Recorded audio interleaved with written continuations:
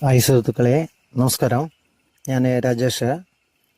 അപ്പോൾ ഞാനിന്ന് നിങ്ങളെ പരിചയപ്പെടുത്തുന്ന ഒരു ടിപ്പാണ്.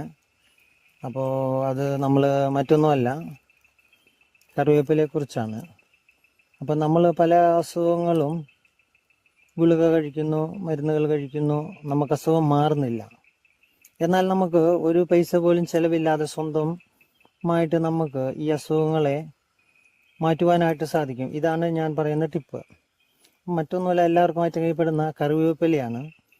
ഈ കറിവേപ്പില ഞാൻ മനസ്സിലാക്കിയിടത്തോളം പാചകത്തിൽ ഒരു 10-25 വർഷമായിട്ട് ഞാൻ കണ്ടുകൊണ്ടിരിക്കുന്നത്, പാചകം എന്ന് പറയുന്നത് എപ്പോൾ ചേർക്കണം, എങ്ങനെ ചേർക്കണം, എന്തൊക്കെ ചേർക്കണം എന്നുള്ളതാണ്.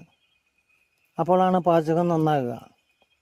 അതോടൊപ്പം തന്നെ ഉള്ള കൈപുണ്യം ചേരുമ്പോഴാണ് മനസ്സിൽ ഉണ്ടാകുന്ന സന്തോഷമാണ് പുറത്തേക്ക് പങ്കുവെക്കാനായിട്ട് സാധിക്കുന്നത്. അപ്പോൾ അതിലൂടെ ഞാൻ മനസ്സിലാക്കിയതാണ് ഞാൻ പറയുന്നത്. കറിവേപ്പില ഉണങ്ങി നമ്മളത് പൊടിച്ച് ക്യാരറ്റോ ബീട്രൂട്ടോ ജ്യൂസ് ഉണ്ടാക്കി അതിൽ നമ്മൾ ഓരോ സ്പൂൺ ചേർത്ത് കഴിച്ചാൽ നമ്മൾ ഒരു പൈസ പോലും ചിലവില്ലാതെ മറ്റ് ഏത് അസുഖങ്ങളെന്ന് ഞാൻ പറയുന്നില്ല, ഒരുപാട് അസുഖങ്ങൾക്ക് സർവ്വരോഗ സംഹാരിയാണ് കറിവേപ്പില, ഞാൻ മനസ്സിലാക്കിയെടുത്തോളം.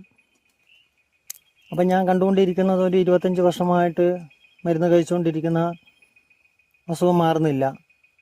അപ്പോൾ ഈ രീതിയിലൂടെ ചെയ്യുമ്പോൾ